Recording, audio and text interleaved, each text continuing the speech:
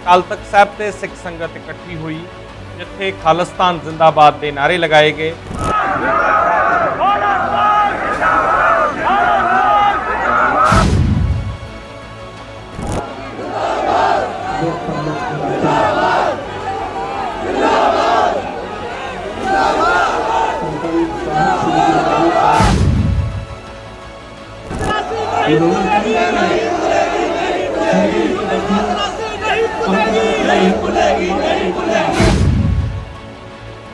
भी संगत के हाथ च फड़ियां सी, जिन्हां दे उत्ते खालिस्तान जिंदाबाद लिखा गया और संगत ने खालिस्तान जिंदाबाद के नारे लगाए।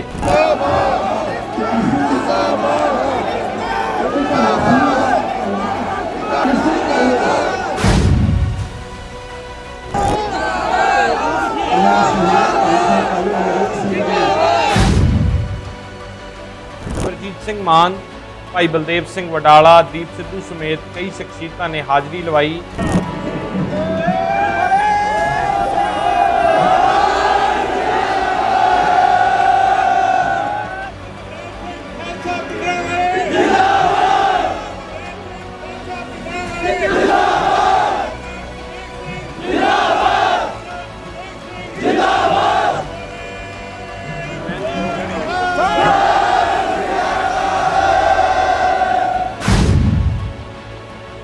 ऑनियर देख रहे हो, मैं हाँ सिमरनजोत सिंह मक्कड़। अज साका नीला तारा तीजे घल्लूघारे की 37वीं बरसी है।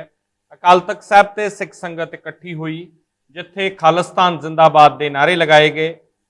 बहुत सारे झंडे देखे जा सकते सी, जिहदे उत्ते खालिस्तान जिंदाबाद लिखिया सी। खालिस्तान के झंडे कहे जा रहे हैं।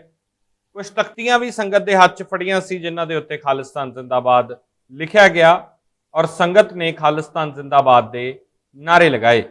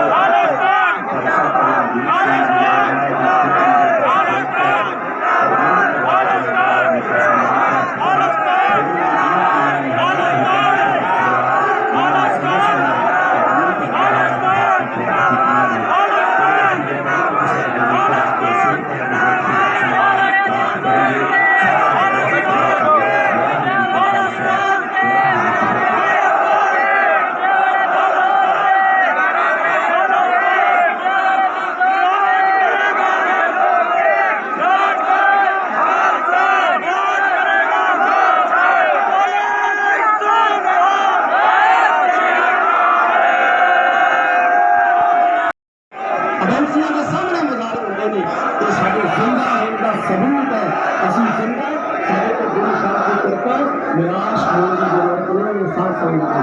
साफ अंत बहुत सारे सियासी पार्टी धार्मिक संप्रदायों के गठबंधन के दुखी शामिल हुए, शहीद शामिल हुए, ये सब होया है। संता पर नैतिक की मानता की दे बड़े अमिते भाई रविंद्र जी दे छोटे काका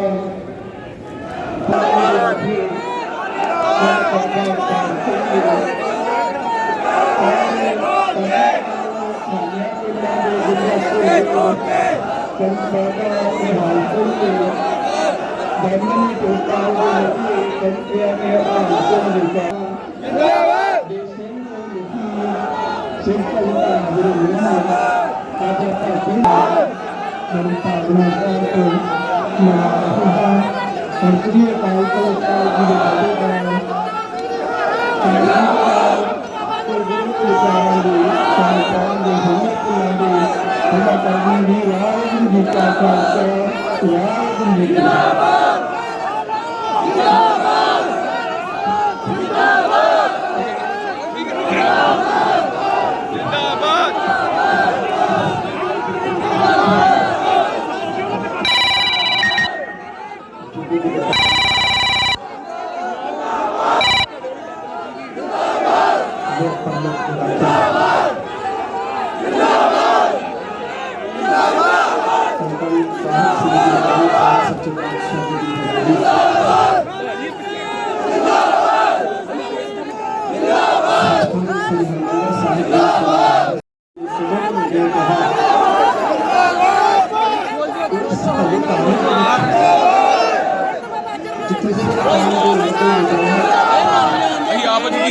ਰਹੇ ਆ ਓਏ ਆਪਸ ਕਿਉਂ ਕਰਦੇ ਪਏ ਹੋ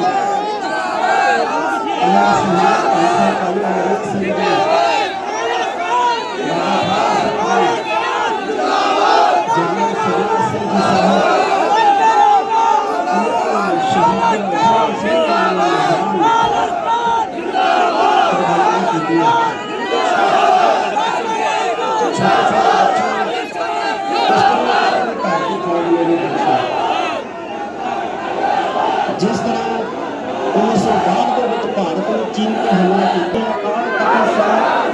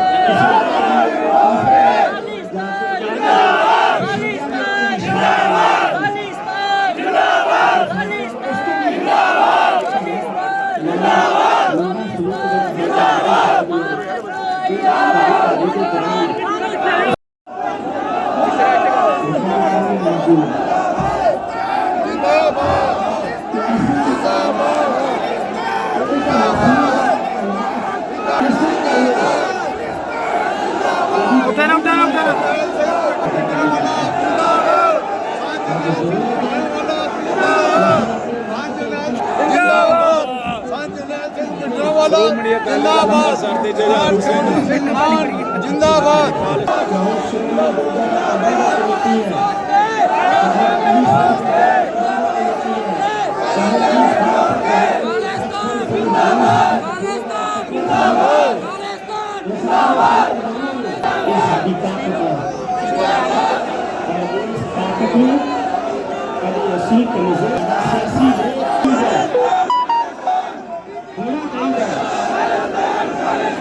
लेकिन इन संस्थाओं में कमजोर है कि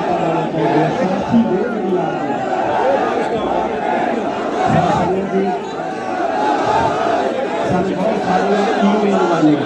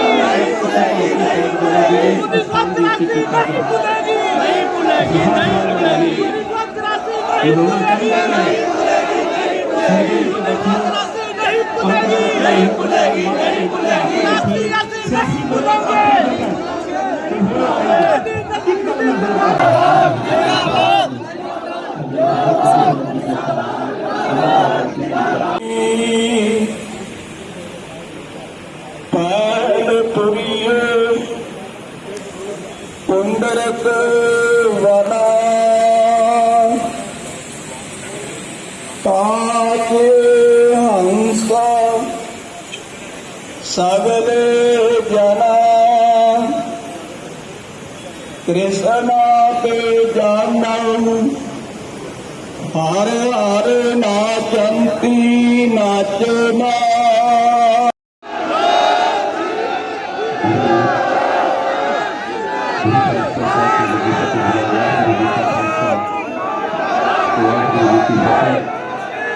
हर साल की तरह ही समੁੱਚਾ ਪੰਥ श्री अकाल तख्त ਸਾਹਿਬ के सामने इकट्ठा हो के जून 1984 ਦੇ ਘੱਲੂਘਾਰੇ ਨੂੰ ਬਹੁਤ ਹੀ ਚੜ੍ਹਦੀ ਕਲਾ ਵਿੱਚ ਮਨਾਉਂਦਾ और हर साल ही ਉਹਨਾਂ ਮਹਾਨ ਸ਼ਹੀਦਾਂ ਦੇ ਪਰਿਵਾਰਾਂ ਨੂੰ श्री अकाल तख्त ਸਾਹਿਬ ਦੀ ਵੱਲੋਂ ਬਖਸ਼ਿਸ਼ ਕੀਤੀ ਜਾਂਦੀ ਹੈ।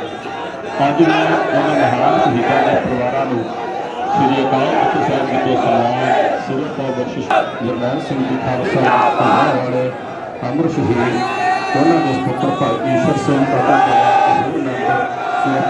कर ਭਾਈ ਸਾਹਿਬ ਭਾਈ ਹਰਦੀਪ ਸਿੰਘ ਜੀ ਅਮਰ ਸ਼ਹੀਦ, ਇਹਨਾਂ ਦੇ ਭਰਾਤਾ ਭਾਈ ਸਾਹਿਬ ਭਾਈ ਮਨਜੀਤ ਸਿੰਘ ਜੀ ਔਰ ਉਹਨਾਂ ਦੇ ਖਿੱਚੜੀ ਦੀ ਦਸਤੂਤ ਹੈ ਔਰ ਜੋ ਵੀ ਪਰਮਾਤਮਾ ਬਣਾਏ ਨੇ ਤੇ ਸਨਮਾਨ ਪ੍ਰਾਪਤ ਕਰ। ਹੋਰ ਵੀ ਜਿਨ੍ਹਾਂ ਮਹਾਨ ਸ਼ਹੀਦਾਂ ਦੇ ਪਰਿਵਾਰ ਜਿਨ੍ਹਾਂ ਨੂੰ ਸਮੇਂ ਪ੍ਰਾਪਤ ਕਰਨਗੇ, ਸਾਰਿਆਂ ਦਾ ਬਹੁਤ ਬਹੁਤ ਧੰਨਵਾਦ। ਵਾਹਿਗੁਰੂ ਜੀ ਕਾ ਖਾਲਸਾ, ਵਾਹਿਗੁਰੂ ਜੀ ਕੀ ਫਤਿਹ।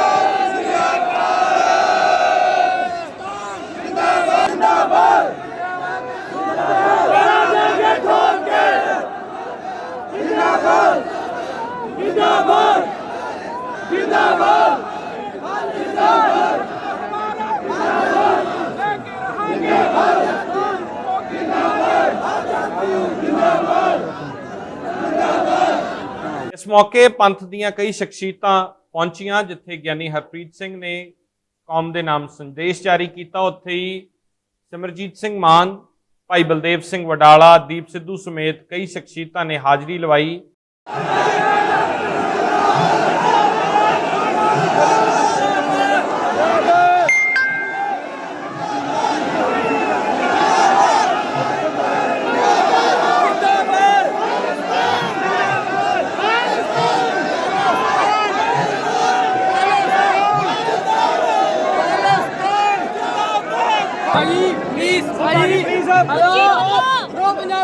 ਪ੍ਰੋ ਪੰਜਾਬ ਟੀਵੀ ਸਾਈਡ ਤੇ ਆ ਜਾਓ ਭਾਜੀ ਵਿੱਚ ਸਭ ਪ੍ਰੋ ਪੰਜਾਬ ਟੀਵੀ ਚੁੱਪ ਬਾਈ ਚੁੱਪ ਪ੍ਰੋ ਪੰਜਾਬ ਟੀਵੀ ਲੋਗੋ ਪਿੱਛੇ ਕਰ ਲਓ ਓਕੇ ਮਾਈਕ ਥੱਲੇ ਕਰ ਮਾਈਕ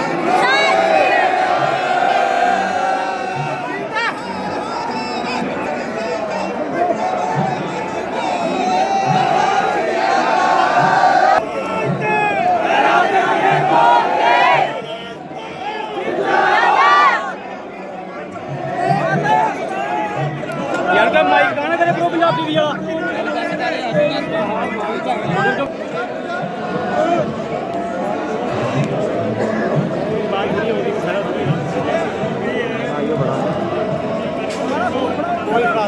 वाला की करोगे छो खड़ा दो जिन्ने हो गए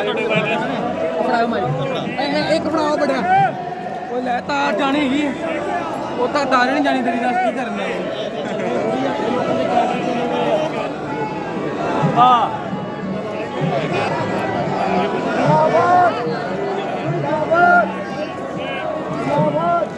उधर बढ़ा दिया उधर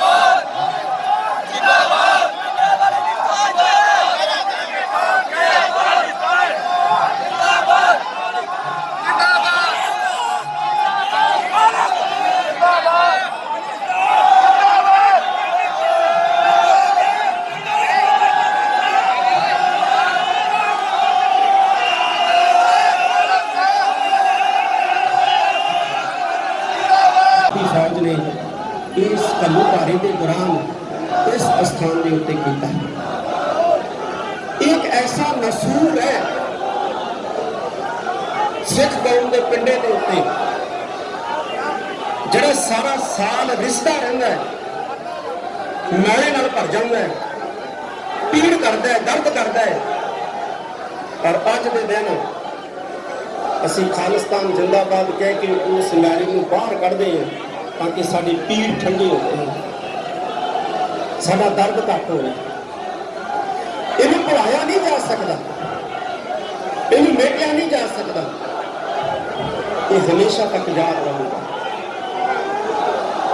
मैं कहना चाहते हैं आप दिन कि असली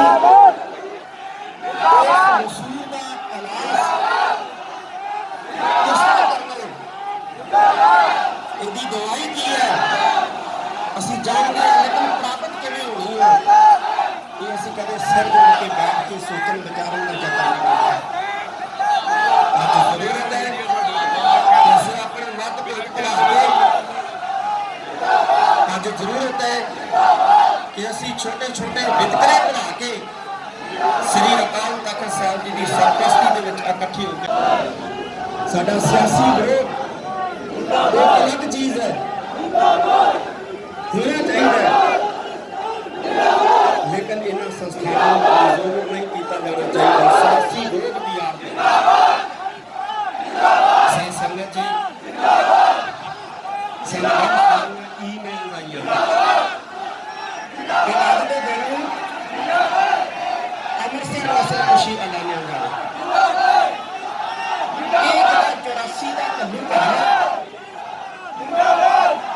सिर्फ अमृतसर साहब के स्थान के उत्ते ही फौज ने हमला किया।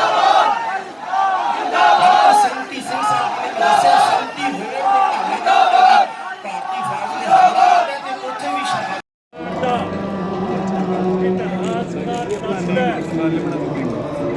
रेफरेंस जान दे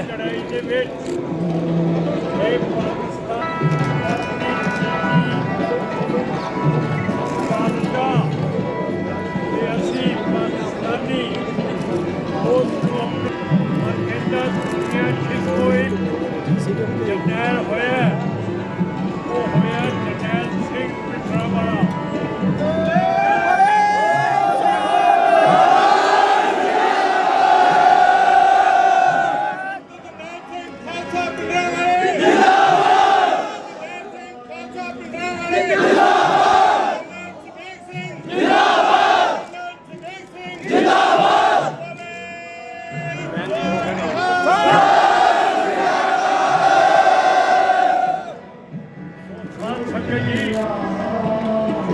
सिख कौम की बड़ी तकड़ी जंग है, ये साडा पहला आज़ादी का जंग है। इसका दिन सानू जिथे कानून दिवस आते हैं देश को अपना पाकिस्तान देश की सत्या करिए।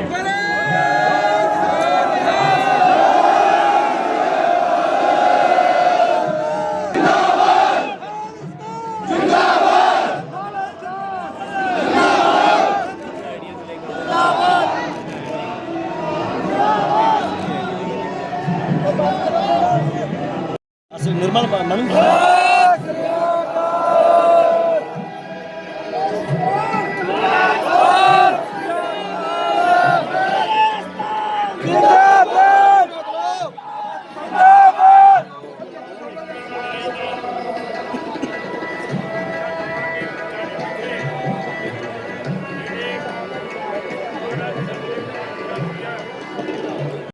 देखा भी शहीद हो गए वो सब, है ना, अपने हक और हकूक और लोगों के हक और हकूक की बात करते हुए।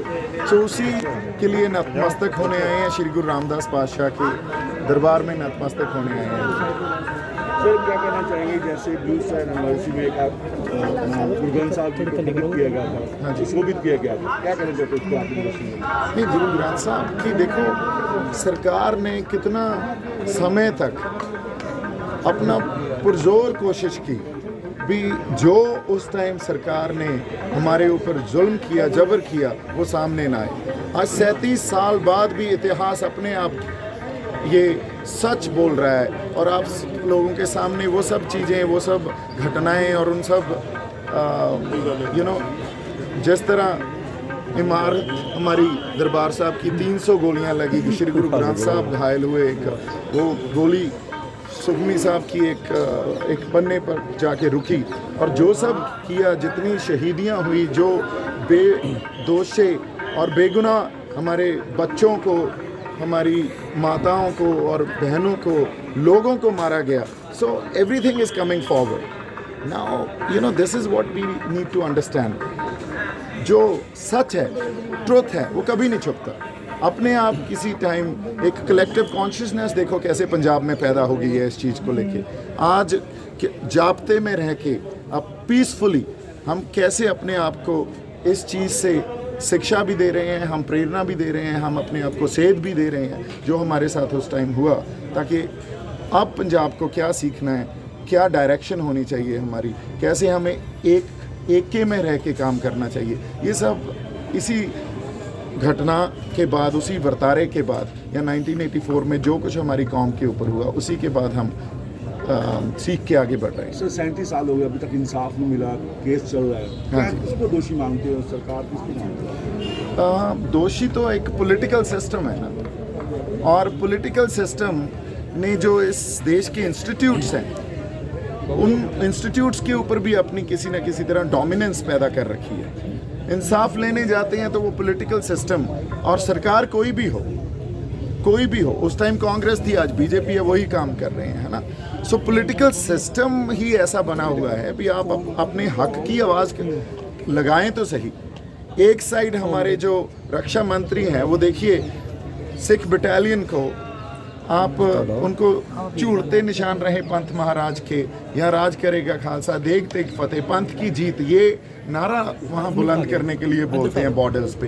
पर वही नारा जब हम अपने हक लेने के लिए, आज हमारा किसान आंदोलन चल रहा है, वहाँ बुलंद करते हैं, तो आपको इंटरनेशनल या किसी और ठप्पे लगा दिए जाते हैं, आपको वो टैग लगा दिए जाते हैं. सो ये पॉलिटिकल सिस्टम ही एक ऐसा बना हुआ है जो न्याय नहीं लेने देगा आपको. उनकी डोमिनेंस हर इंस्टीट्यूट के ऊपर दिखती है. तो आज स्पेशल आप न्यूज़ स्टार्ट करोगे, आज मक्का देखने आए हैं, आप पे टैग भी लगा था गवर्नमेंट ने खालिस्तान का. हाँ जी. देखिए बात ये है, मैंने आपको वही बोला ना, आप अपने हक की बात करें, आपको एंटी नेशनल बोलेंगे, आपको देशद्रोही बोलेंगे, आपको खालिस्तानी बोल देंगे. बात ये है भी किसी भी तरह की एस्पिरेशन, सुप्रीम कोर्ट ये बोलता है भी अगर पीसफुल एस्पिरेशन हो, चाहे वो खालिस्तान हो, उसको भी स्पेस होनी चाहिए इस डेमोक्रेसी में.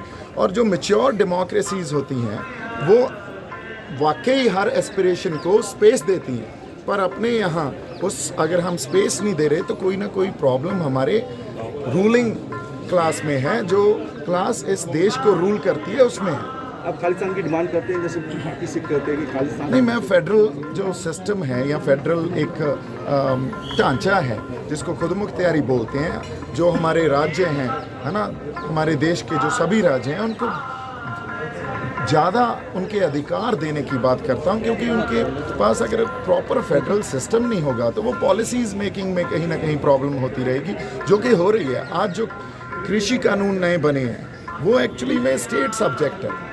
उस स्टेट सब्जेक्ट को सेंट्रल गवर्नमेंट अपने हाथ में लेके बना रही है, तो उसी से तनाव और टकराव पैदा हुआ है ना. सो जब तक हम अपने फेडरल सिस्टम के ऊपर वापस नहीं आएंगे और वो सब अधिकार जो स्टेट्स के पास होने चाहिए उनको नहीं देंगे, तो प्रॉब्लम बड़ी हमारी ग्रेव और सीरियस होती रहेगी. कल एक सिख मार्च निकाला गया, फेडरल सिख का, खालिस्तान डे मनाना चाहिए आज के दिन पे. आपका क्या कहना है? देखिए मैं आपको अभी क्लियर कर चुका हूँ. अगर सुप्रीम कोर्ट भी ये बोलता है भी पीसफुल एस्पिरेशन को स्पेस देनी चाहिए, तो पीसफुल एस्पिरेशन को स्पेस देना एक मैच्योर डेमोक्रेसी की यही खासियत होती है. अगर हम इन सब जो एक डेमोक्रेसी के पास एक कैरेक्टरिस्टिक्स होने चाहिए उनको नहीं समझेंगे, तो कहीं ना कहीं प्रॉब्लमैटिक एरियाज बनते जाएंगे अपने आप. एज ए सिख आप लोगों को क्या मैसेज देंगे? 37 साल हो गए, अभी तक आपको इंसाफ नहीं मिला. देखो, एज अ सिख मैं मैसेज यही दूंगा, एक तो सिख कभी भी हिंसक नहीं हो सकता. सिख के मनों में, उनके दिलों में कभी हिंसा नहीं हो सकती.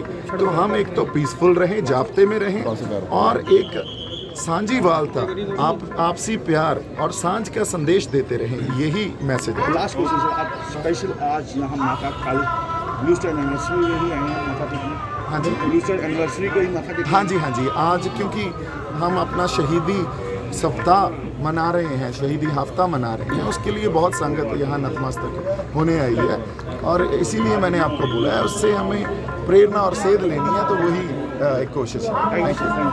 चलो 6 ਜੂਨ ਨੂੰ ਸੰਤ ਜਰਨੈਲ ਸਿੰਘ ਭਿੰਡਰਾਂਵਾਲਿਆਂ ਦੀ ਸ਼ਹਾਦਤ ਤੋਂ ਬਾਅਦ ਸਿੱਖ ਕੌਮ ਪਿਛਲੇ 37 ਸਾਲਾਂ ਤੋਂ ਲਗਾਤਾਰ ਇਸ ਘੱਲੂਘਾਰੇ ਨੂੰ ਸ਼ਹੀਦ ਸਿੰਘਾਂ ਨੂੰ ਯਾਦ ਕਰਕੇ ਮਨਾਉਂਦੀ ਹੈ। ਅਕਾਲ ਤਖਤ ਸਾਹਿਬ ਦੇ ਉੱਤੇ ਅਖੰਡ ਪਾਠ ਸਾਹਿਬ ਆਰੰਭ ਕਰਾਏ ਜਾਂਦੇ ਨੇ, ਉਸ ਤੋਂ ਬਾਅਦ ਭੋਗ ਪੈਂਦਾ ਹੈ ਔਰ ਫਿਰ ਹਰ ਵਾਰ ਸੰਗਤ ਇਕੱਤਰਤ ਹੋ ਕੇ ਸ਼ਹੀਦਾਂ ਨੂੰ ਯਾਦ ਕਰਦੀ ਹੈ।